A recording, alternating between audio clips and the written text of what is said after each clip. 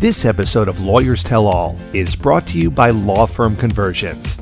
If your law firm's phone is ringing, that only means your marketing is successful. It's what happens when the phone is answered that will drive your success or failure. Visit www.intakeacademy.com and claim your free copy of this groundbreaking book, along with resources on mental health for intake specialists and empathy. Plus, become eligible to receive a free 15-minute consult with Chris Mullins. Welcome to the Lawyers Tell All podcast, where Chris Mullins, the preeminent sales and communications consultant in the legal industry, shows you how it looks through lawyers' eyes. Here, innovators in the trenches provide powerful insights that help you connect with new clients, handle the sometimes harsh realities of the legal profession, and embrace the mindsets needed to succeed. Be sure to visit our website at www.lawyerstellall.com. And while you're there, subscribe to us via your favorite network. Now, lean in, tune in, and let's take a deep dive. Hello, everyone. It's Chris Mullins with Lawyers Tell All, and today I'm interviewing attorney, Nermin Jasani. Did I say it right? You did. You got it. All right. So tell us a little bit about yourself. Sure. So my name is Nermin Jasani. I am a lawyer still licensed to practice law, but I actually stopped actively practicing a little over 8 years ago. I'm currently a consultant for law firm owners, and I work with them closely to grow their practice. Okay. So what's the name of your business? Yeah, my business is called Wildly Successful Law Firm. Okay. Yeah. I saw all your pictures on there. It's like your, what do you call it? Martha Stewart. It's like a lot of fun pictures. So tell everybody, what it is that you're doing right now and how you got there. And how I got there. Sure. So like a lot of people listening into this podcast, maybe you find yourself having your own law firm. So I had my own law firm. I was practicing law. I did it all on Wall Street. And a lot of my clients were the big hedge funds and just any company that was regulated by either the SEC or the CFTC. And when you're regulated by these entities and you're dealing with other people's money, there's a lot of rules and a lot of regulations. So that's where I stepped in. I stepped in as a compliance advisor and a lawyer, going through and reading the regulations and making sure that the things that they were doing were actually permitted by law. And if they happened to overstep on one of the rules, making sure that we did everything to create new procedures to make sure that doesn't happen again and to rectify that situation. So lots of compliance stuff, which I know can sometimes be a snooze for some people, but it is required for a lot of these organizations to have compliance policies and procedures. So I did that for a little while. And as I was practicing, I started to realize that I don't think my heart is in practicing as much as it is in being a business owner. I come from a long line of business owners. My parents have had every kind of business you can imagine. And I have, grown up with that since I was a child. So my dad had a factory in India. We came to the US. He had a clothing store, a retail store. He had, a mini family Dollar Tree. We've had all sorts of businesses. So I grew up with that, and it felt like that's where I wanted to be. So in about 2015, 2016, I switched over from practicing into the world of advising other law firms. And that is what I do now at Wildly Successful Law Firm. Specifically, the three things I can help with include figuring out your fees, because most lawyers charge too little. And if you're listening to this and you're thinking, am I charging too little? The answer is yes. It's always yes. Yeah.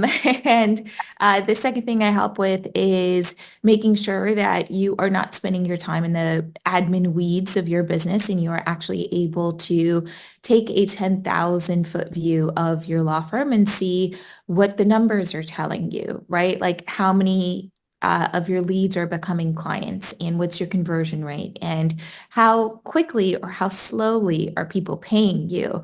So you Yeah. need to be able to see all that data from a high level perspective, and I help them do that through automating their practice. And the final piece is I help them with their team. A lot of law firm owners will feel like babysitters, and they can end up checking in on them. Hey, did that get done? Did this get done? And they're staying on top of deadlines when they've got a team around them whose job it is to stay on top of deadlines, but Right. instead they're doing it. So, we create team KPIs, and it's called Team SOS, to help the law firm owner feel like a CEO and not like a babysitter. So those are the three main ways that I help people when it comes to their practice.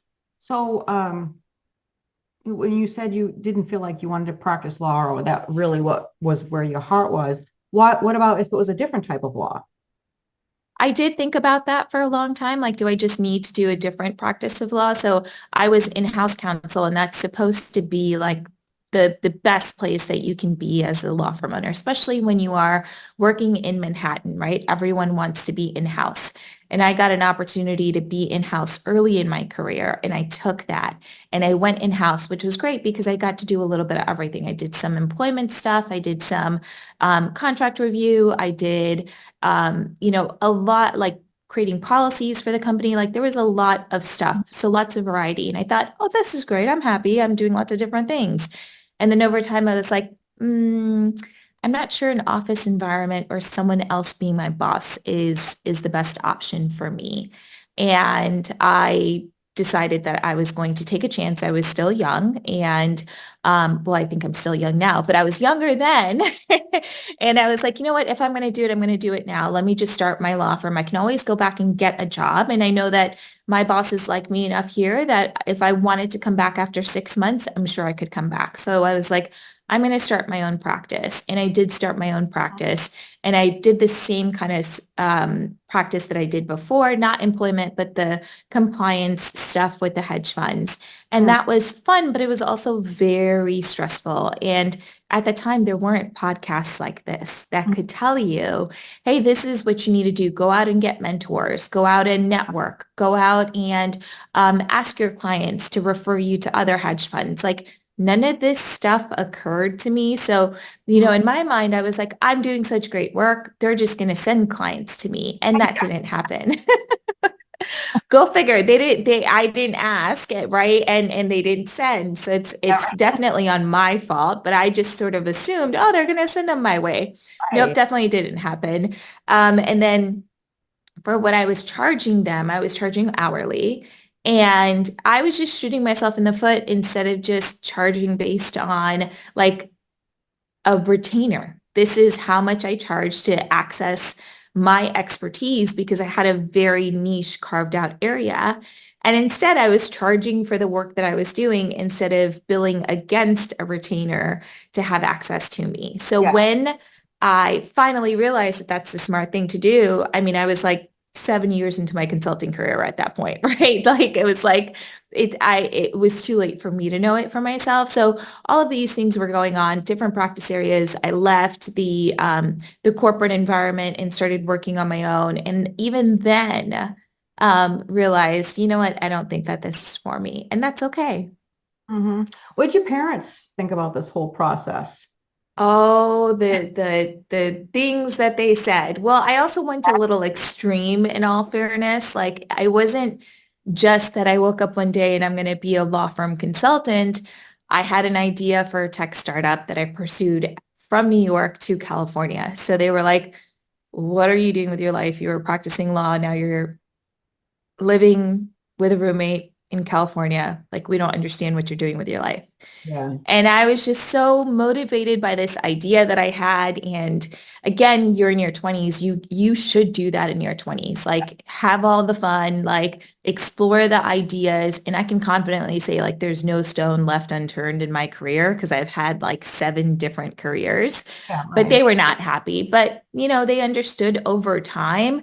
But I think if for anyone who's listening to this, and is thinking about, what other people are going to say, people are going to have comments no matter what you do.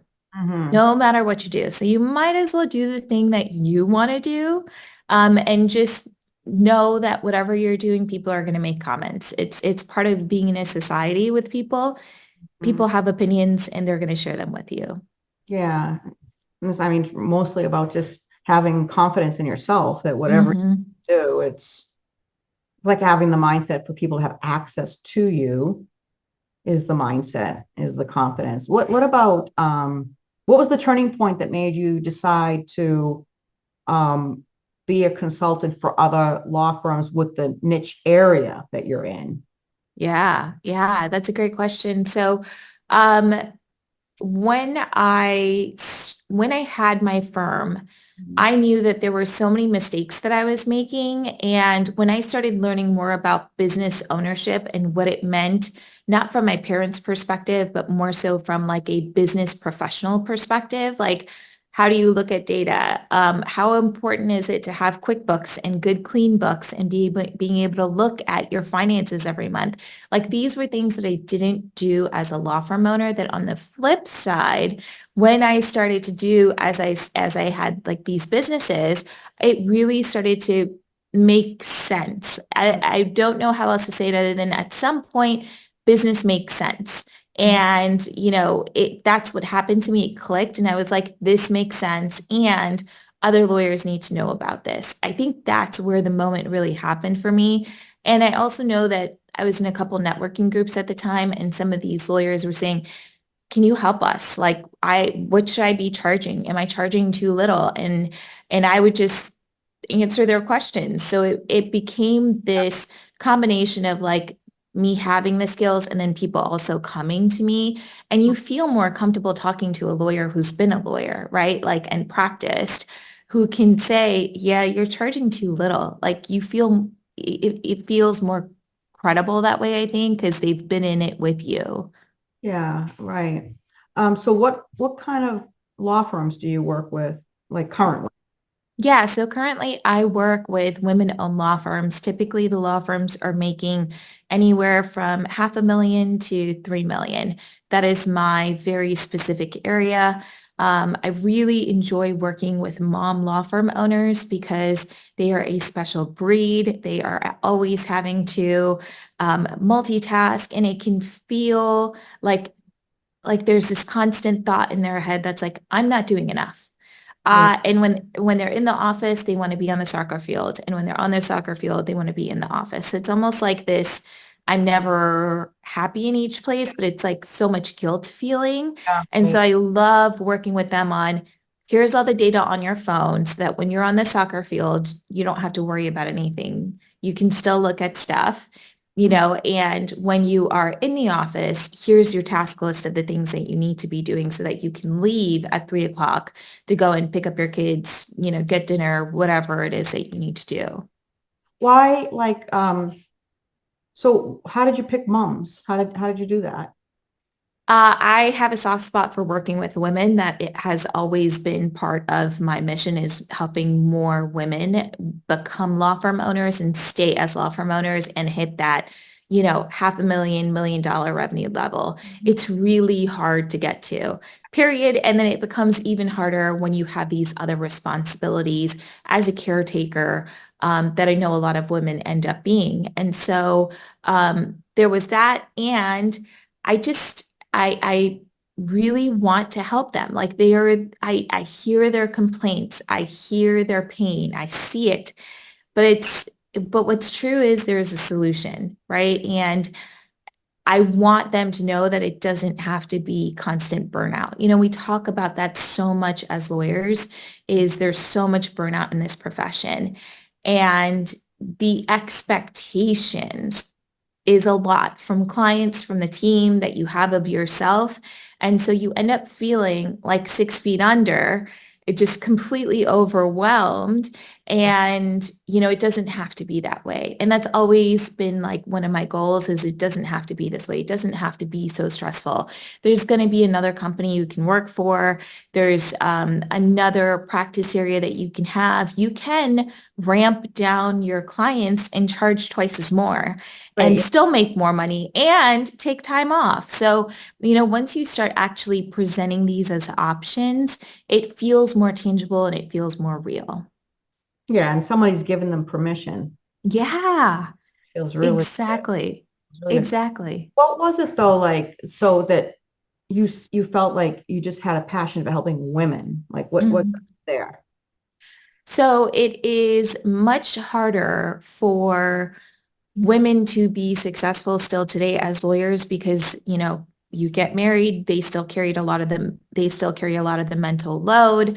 I know that I've seen a lot of male attorneys still succeed over women, still get paid more than women. I mean, this has just been my personal preference of working with women. If I can make a deeper impact there, if I can help, 200 law firm owners in my lifetime, that makes me feel great. And I get to choose my business, right? So my choice is going to be to work with women, and they tend to be easier to work with and they are more open to listening to advice. So if I tell, a male attorney, and this is a generalization, Mhm. but if I say, hey, increase your prices, I get a lot of pushback. It's always, I can't do that. I'm going to lose half my clients. Everyone's going to run away. You don't know what you're talking about. But if I say the same thing to a woman, um, she is going to say, I know you're right. I know I need to. And Yeah. I'm gonna think about it over the weekend or whatever. And then I will come back to you with some pricing and we can talk about what that looks like. Yeah. Okay. So a little while ago, you were talking about how stressful it is, right, to be an attorney, law firm, what have you. I worry about that a lot. So my business is Intake Academy, and what we do is we work with law firms and we train them on conversion. So prospect to client. It doesn't matter what the size of the firm is or the type of firm. You spend the money on the marketing, you get the leads. We guide you and teach you on how to convert. And we also work with attorneys for client retention. So, a lot of behavioral and empathy and customer service and relationships, and then of course sales. And we listen to phone calls all the time, Mm. client Mm-hmm. and prospect calls. And yeah, it's rough. I talk a lot about mental health for intake and attorneys because the kinds of clients or prospects, the stories that you're listening to, it's traumatizing for them too. You can get PTSD just by listening to those conversations Mm-hmm. all day long. And there's not really an outlet for Mm-hmm. intake for attorneys with that. So I think it used to be dentists were number one for suicide, and it's not anymore. It's attorneys. So yeah, it's they need the support no matter what kind of practice it is, men, women, they need the support. And still, I mean, it's 2024 and we're not quite there yet. Yeah, I know that we've come a long way from where it used to be for sure, but still there's a lot that can be done. And I do feel like, the one thing I will say for anyone who's listening, and I'm sure you know this too as well, Chris, but it's hard to ask for help. Attorneys, it seems like, oh, well, you're an attorney, you should have it all together. And I think sometimes people forget we're humans as well. And we're going to have good days and bad days, and there's going to be good moments and bad moments. And sometimes if there is no place to express those bad moments, you probably hear this, Chris, on calls, but hi, this is the law office. Can I help you? Okay, let me transfer you. Excuse me, hold. Like there's just like this roughness that comes out from it. And Yeah. it's the having a bad day and then not letting it affect everything else around you.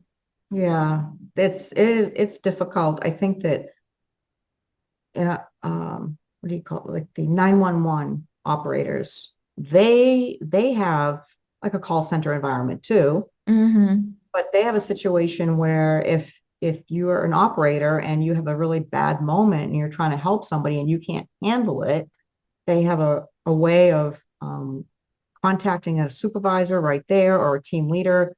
You get in Mm. the seat, they get in the seat, you go into a quiet room and you just try to diffuse and decompress and take care of yourself. And even a lot of law firms, they have like a really good mental health plan and insurance where the team, no matter who they are, they can get therapy every week, but most team members don't even know about it. So, I think there's just a lot with communication, and Mm-hmm. attorneys have a hard time asking for help, but I think people in general, because even intake, they they don't ask for help. Mm-hmm. They're mostly women in intake. They just happen to be. There's also men, but they just happen to be. And asking for help is just, I can do it. I can do it. I'm a caretaker. I can care. Mm-hmm. Same mentality. Absolutely. You are 100% right. It's the, I'm going to take care of this. I'm going to fix this, even though there's 7,000 things that I need to get done.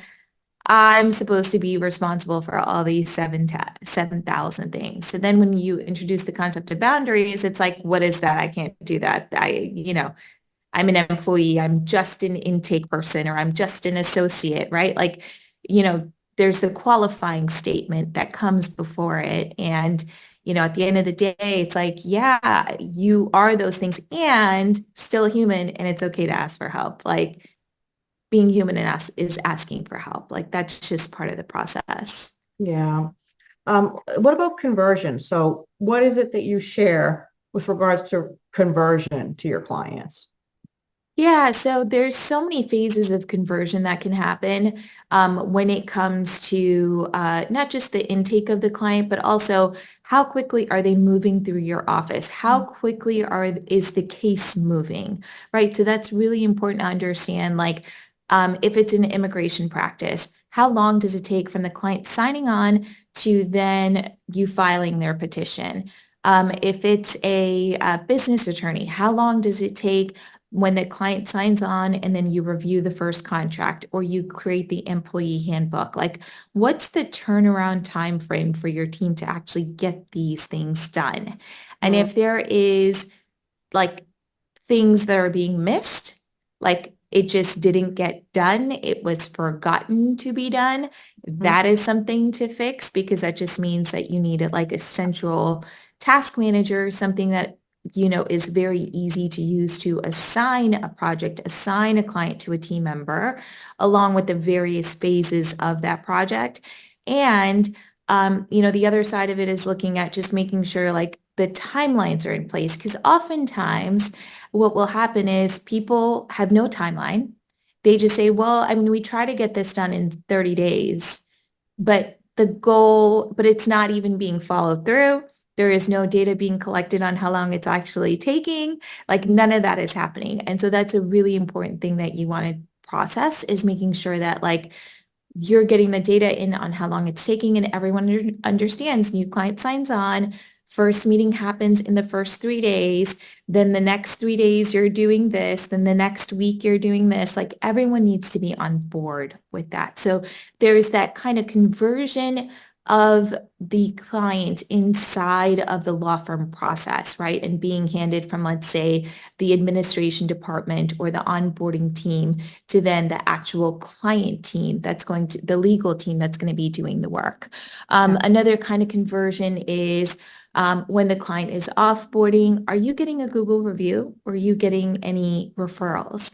Mhm. That's a really great way to measure conversion as well. So if you did a good job, and you're going to ask this client to leave you a review.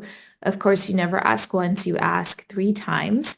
Mhm. But you want to ask 3 times, and then we're going to measure the conversion. So we asked 100 people, how many people actually left a review? Right. If you ask 100 people for a referral, how many people actually sent you a referral? So Right. you want to check your conversion metrics in each process and each phase of that client's journey, so that you are getting like the maximum data that you need, so that you can see, okay, Why is the conversion rate here only 20%? Let's fix that. If we get more Google reviews, that'll help SEO. Not only will it help SEO, but it'll also help, whatever, fill in the blank. And it'll be better for the firm, right? To have more Google reviews. And so these are things that you can look at, as a lawyer and as a law firm owner. Yeah. It's kind of like you have to micromanage the communication moments in a relationship, whatever they are, all the way through, and even audit. I mean, I think the automation is really important when you can automate, but even just have positive audit experiences. So people that are auditing the process, not just to say what's going wrong, but okay, here's the steps that we missed. Let's find out what has to be done that hasn't been done so that we won't miss it again. Instead Absolutely. of, okay, you guys, these are all wrong. You didn't do these things, right? So Yeah, and I know like the initial knee-jerk reaction for a lot of attorneys is, oh my God, we're doing this all wrong. Oh my God, this is all terrible. And the good news is it's all fixable. This is all very easily fixable. But you have to keep in mind that like that initial reaction will happen because once you see it, once you do the audit, it's going to be like, oh, this is worse than I thought it was. And that's okay, but it's all fixable. And that's just the thing that you want to keep in the back of your head as you're going through the audit process. And you don't want to do exactly what you said, Chris, which is like, just come in with a lot of negativity of, oh my God, it's all wrong. yeah, I mean, I know that when we onboard a new client, or even before we get to that part, just the onboarding of a prospective client for that conversation, playing call recordings, there's a lot of anger going on there when I'm playing those call recordings for a CEO or a managing partner, and I try to tell them the same thing. This can be fixed. You wanted to know what was going on. This is what's going on. Can be fixed, but this is what we have to do differently. And most of it's really just putting steps in place, just checks and balances, and then doing them. Yeah. Just listen to your call recordings and give feedback. That's all. So, Chris, do you find when you are going through these call recordings that they're not following a script? Are they like getting the firm's name wrong? Are they just saying hello? Like I would love to hear what's like maybe the top 2 or 3 worst things that you've heard. So the prospective client says, I've called a few other law firms. Tell me what's different about your law firm. Oh, well, if you've called a few other law firms, you don't need to work with that law firm. I've actually also heard somebody say that my brother has a law firm. I can give you their number. I mean, it's really crazy things. But for the most part, it is what I call license and registration. So the intake specialist is just so exhausted that they just sound like license and registration, robotic, no empathy, like negative zero empathy. This is just no empathy at all. And then they're not comfortable with selling the law firm. They wouldn't be able to say why choose our law firm over all the rest. But probably the biggest thing is there's no love, care, or concern or empathy at all in the conversations. And I believe it's mostly because the intake team needs love, care, and concern first. Yeah. Wow. Okay. So then it sounds like you're saying that it is something that can be trained, right? So like if I answer the phone saying, hello, don't hire us, here's my brother's law firm's number, that can be trained. Like it's not necessarily training on empathy or like giving a robotic script, right? Right. So we do provide a script, but we don't teach people to be scripted. So it's just a guide on building a relationship and then getting to the desired outcome. Anybody can be trained as long as they have the right character and integrity to begin with. You don't have to have experience in sales or communications or law firms. You just have to have the right character and integrity as a person, and the rest can be taught. Well, is there a test that you use, like a Myers-Briggs or a DISC assessment to see if they got this integrity? Do you leave $100 bill laying around and see if Yeah. they bring it to you? I think the most important thing is how you attract um, candidates for, Hmm. for hiring. So you got to put a lot of time and energy into that process, like how you write the ad. Be honest in it. Like don't write just like everybody else does. Say what you're looking for. Say what you really, really want.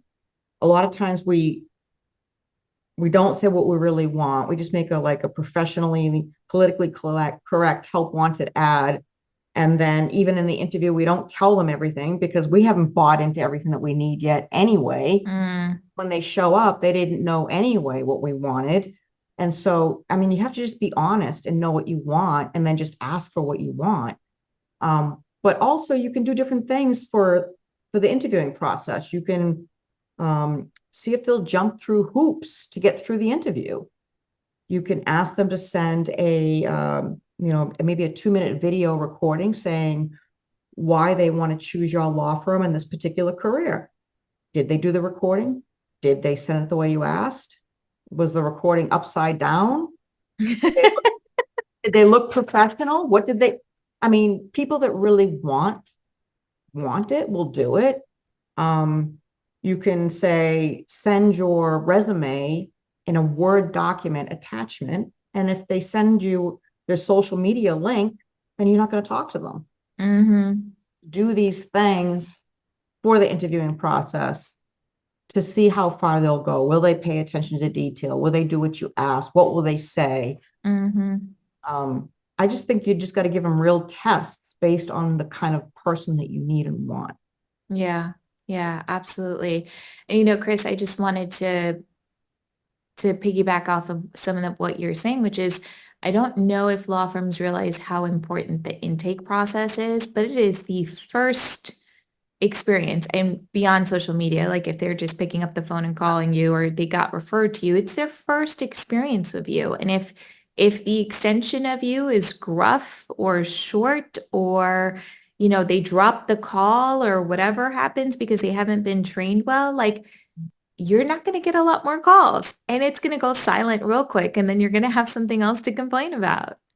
Yeah, no, you're right. I mean, without an intake department, you don't really have a law firm. Yeah. Yeah. Have you found intake departments to be more important in certain practice areas versus others, like personal injury versus immigration versus business consulting or business attorneys, et cetera, et cetera? No, no, unless you call them some firms don't call them intake. They might say client services or something like that, but it Mm-hmm. doesn't matter. Whomever the person or the team that handles the prospect, whether it's through chat or web or email or phone, that is the most important person, department, team. Because if you don't have them, you don't you don't have conversion. Mm-hmm. You You don't don't have have conversion. clients, you don't have business, you don't have money. You don't need you don't need you don't need a There's just nothing else. And like if you say it in a presentation in a conference, everybody in the audience, they'll get it. But it really is tough to get people to really, really not just get it, but really get it all the way. Yeah. Yeah. Absolutely. I completely agree with you. And I'm glad that you have Intake Academy because I've seen some very atrocious things and I've seen the ways that not just law firms, and I don't want to beat up on law firms Oh, that bad, but even dental practices, dermatology clinics, the person who's answering the call has the most important job. And if they don't make a good impression, it's downhill from there. yeah. All businesses have some type of intake, Mm-hmm. Mm-hmm. whether they call it intake or not. Every business has it. And yeah, it's really pretty much the same story. But I'm glad that there's experts like you that love what you do so much so that I can feel it through the podcast and that you can help people. Yeah, yeah. I will tell you that it's been quite a journey. I'm always going to be doing this. And, I think often, I'll think about the question like, if I only had a year to live, or if I got, $1 billion, would I still be doing this? And my answer is always yes. Like I would still be Yeah. doing this. Yeah, right. I feel the same way too. Yeah, 100%. 100%. Any final words for everybody? The final thing I'll say is if you are a lawyer or a law firm owner and you are tracking your tasks or using anything like sticky notes, or you've got a planner that you don't really use, then I definitely want them to consider looking at the law firm planner that I created specifically for lawyers. It's a daily planner and it's got all sorts of, KPIs that you can track. It's basically like having Nermin in your pocket, but it's a lot cheaper than actually hiring me. And it will help keep you on track to getting the things done that need to get done in your law firm, Where, the actual needle movers. where would they get it? So you can go to Amazon, type in my name plus the word planner, and it'll pop up. You can also type in my website, www.ws-lawyers.com/shop, and you will see it there as well. Now, is there a video or a training session to teach them how to use it? Yep, there's lots of videos that are included. You scan a QR code inside of the planner, or you visit the website and it takes you to a page where you can download all of the videos that are associated with that planner. Super, wonderful. Is there anything else we can do for you today? That's it. Just keep doing what you're doing, Chris. It's good work. Same to you. All right. Well, thank you so much. So long, everybody. Lawyers Tell All. We'll see you again real soon. Bye-bye. Thank you for tuning in to Lawyers Tell All, where Chris Mullins takes you on a journey with lawyers in the trenches who show you the realities of what it takes to succeed in this chaotic, crowded, ever-changing profession. Remember to visit our website at www.lawyerstellall.com and enjoy even more great episodes like this one. Again, while you're here, subscribe to us via your favorite network. We look forward to seeing you next time on Lawyers Tell All.